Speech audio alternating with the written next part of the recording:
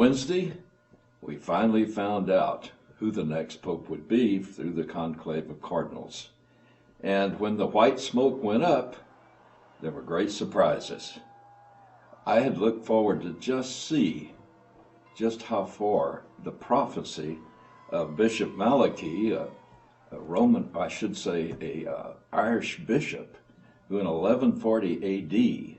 predicted all the popes that would be elected from the time of Clement II, which was the pope of that time, all the way to the end time just before the return of Christ. And he said it would be the 112th pope from the time of that time, he said, from Clement II. Well, the 112th pope, as far as we can understand, was elected. And it turns out, first, that he wasn't from Rome, as he had predicted. He wasn't even from Italy. And he didn't call himself Peter. He called himself Francis. He is Jorge Mario Bergoglio. He was the Archbishop of Buenos Aires, Argentina. This is significant because he's the first pope selected from the Americas and South America as home to almost half of the world's Catholics. He is the first pope from outside Europe in more than 1,000 years. It answered a lot of questions. You know that for at least 3 times I've talked about Malachi's prophecy because it's not biblical prophecy, and I said that over and over again. It's extra biblical prophecy, so we can never go by that as if it was the Bible. But it was interesting, it's still interesting, that all the way up until the end, he was accurate.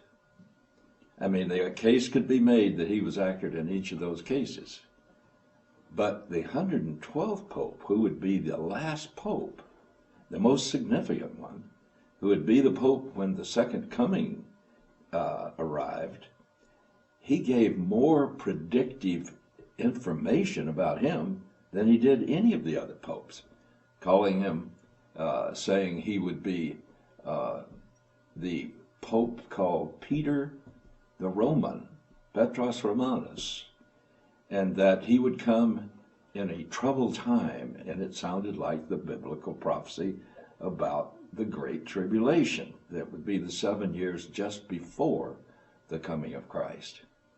And so, with this, we have to say that he did not pass the test for biblical accuracy, because he wasn't a biblical prophet, and he stumbled on the last one.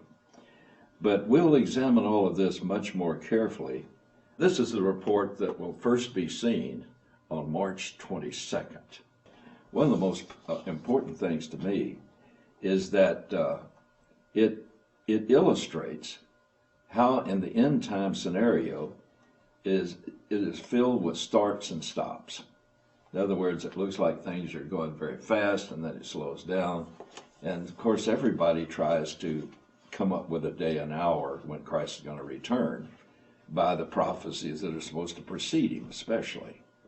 But I think it's very important for us to remember, Jesus said no one would know the day or the hour. But he did point out that we would know the general time. Remember, in Matthew chapter 24, he said, now learn the parable of the fig tree. Now this is right after he had given us many, many signs of his return in answer to the question, what would be the sign of his return? And he went on, he said, when a fig tree first puts forth leaves, you know that summer is near. All right, what's the parable? It's by the reading of the first leaves that appear on the branch of the fig tree, you know that summer is near. Well, summer's not a specific day or an hour, but is a general time. So he said, when those first leaves appear, you know the general time of summer is about to come and appear. Then he says, even so, making a exact comparison between the parable and what he was going to say. He said, even so, when you see all these things, that in context refers back to his prophecy about all the prophecies that would indicate the general time of his return was coming, and it was there. He said, when you see all these things, then he gave a command, recognize I am at the door, ready to return. And then he gives the conclusion. He says,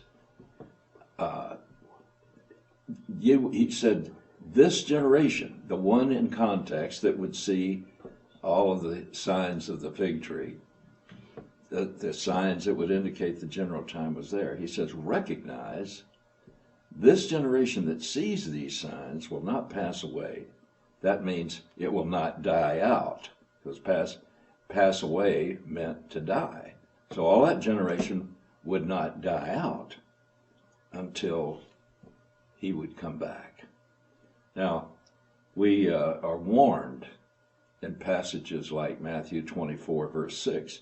He said, when he was asked by the apostles what would be the signs of his coming and of the end of the age, the first thing he said is, see to it that you're not deceived, for many will come in my name. And they would teach all kinds of things about prophecy of the end times. And so the fact that this is an elaborate prophecy, probably the most elaborate extra-biblical prophecy I know of, that would have many things about it that would tend to make you think maybe there's something true here. That this one, when it comes to the very end of it, is off. Well, we'll talk a lot about that, because I believe that there are going to be many, many more deceptions that are going to be brought out. And the Apostle Paul said that Satan, his activity would greatly increase just before the last 7 years, of which we call the tribulation and the return of Christ.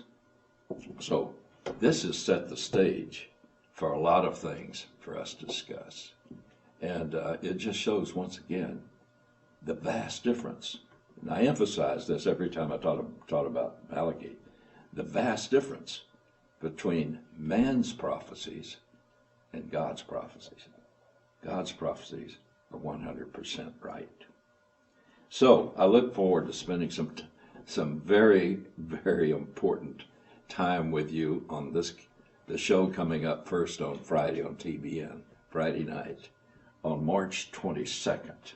So don't fail to look and see, and keep your eyes on this website, because if we see anything, we're going to do another alert and report it. God bless you. God willing, I'll see you very soon.